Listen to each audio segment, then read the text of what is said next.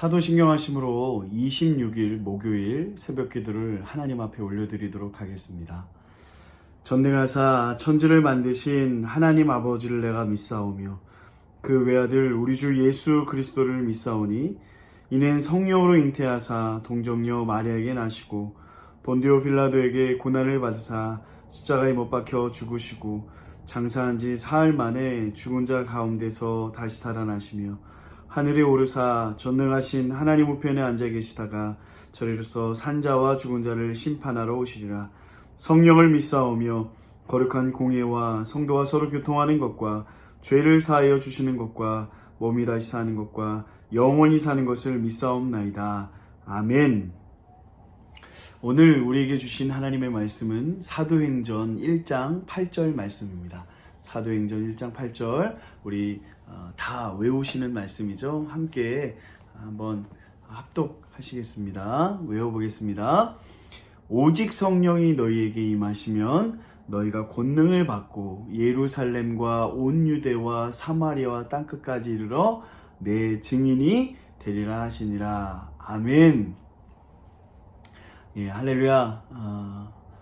오래간만에 또 이렇게 영상으로 함께 말씀을 나눌 수 있어서 너무나도 감사합니다. 오늘 말씀의 제목은 증인이라는 제목으로 함께 은혜를 나누려고 합니다.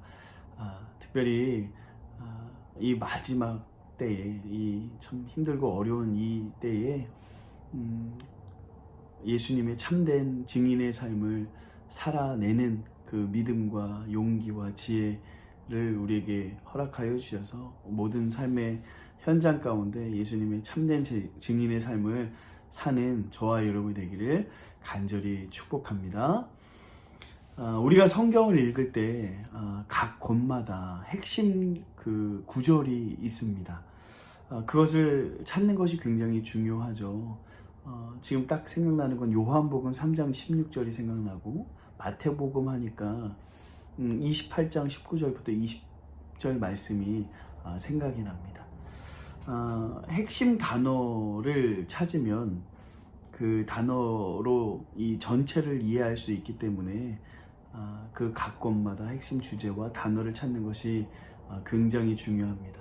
오늘 우리가 시작하는 이 사도행전의 말씀의 1장의 핵심 단어는 무엇이겠습니까? 사도행전이니까 사도에 관련된 단어, 또 행전이니까 행동에 대한, 아니면 뭐 권능이나 기적이나 능력, 이런 단어도 우리가 생각할 수 있지만 무엇보다 이 사도행전의 가장 핵심이 되는 단어는 증인이라는 단어입니다.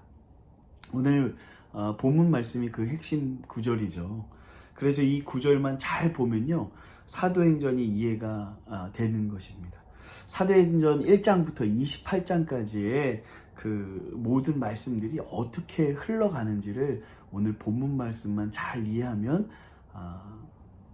다 깨닫는 은혜가 있다는 거죠.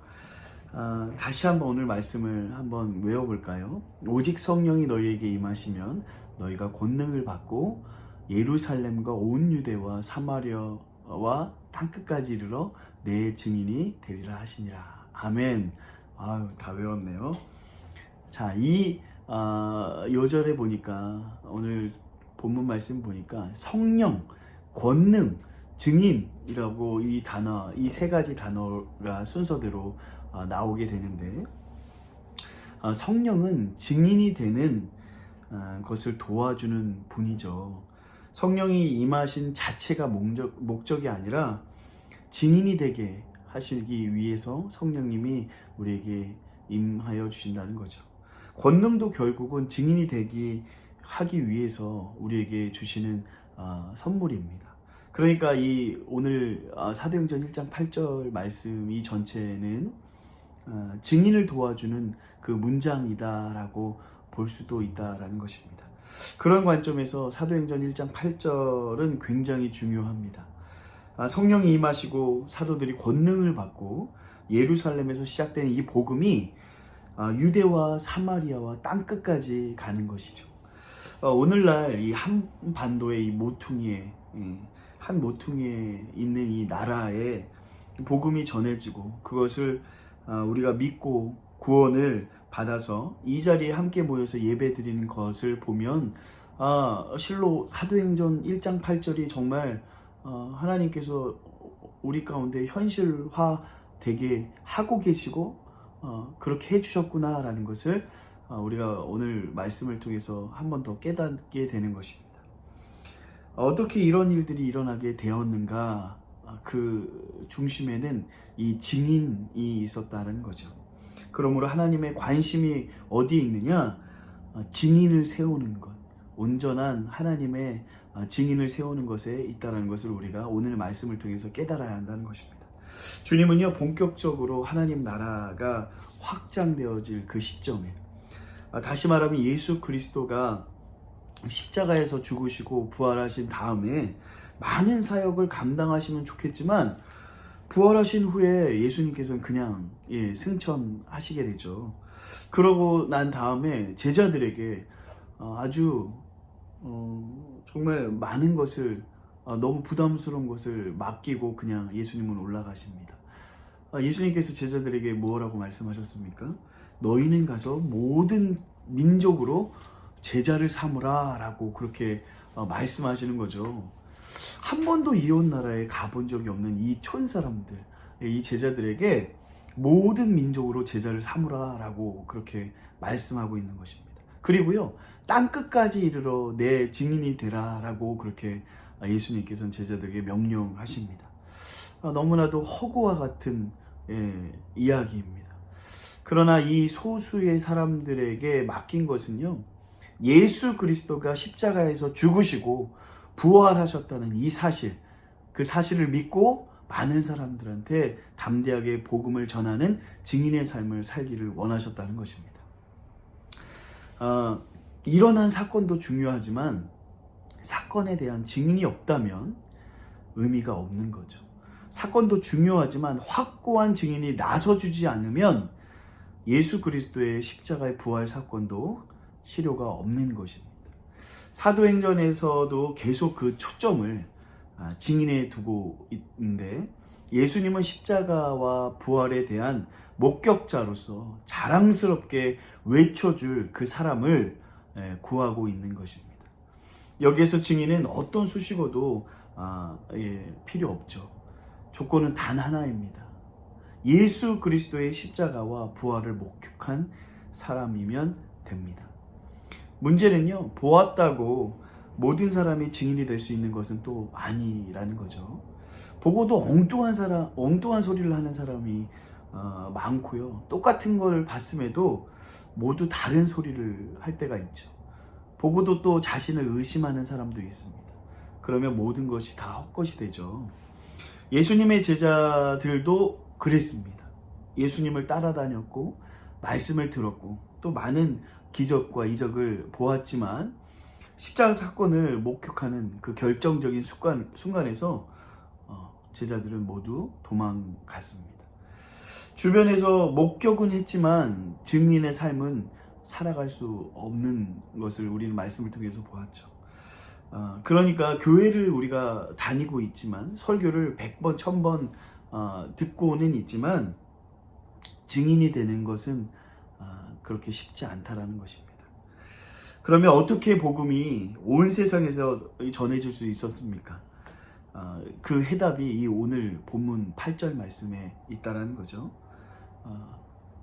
정답은 증인입니다. 증인. 그냥 결론, 오늘 그냥 처음부터 끝까지 증인이란 이야기를 계속할 것인데, 증인은 노력한다고 되는 것이 아니라 성령이 임하여서 권능을 받아야지 증인된 삶을 살 수 있다는 것이죠.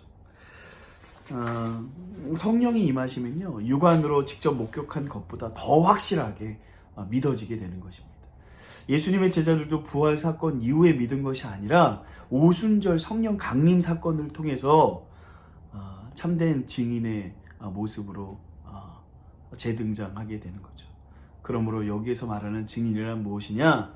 단순히 본 것을 의미하는 것이 아니라 본 사실에 대해서 내적인 깊은 확신을 가지고 그것에 대해서 생명을 걸 만한 확신을 가진 사람을 의미하는 것입니다.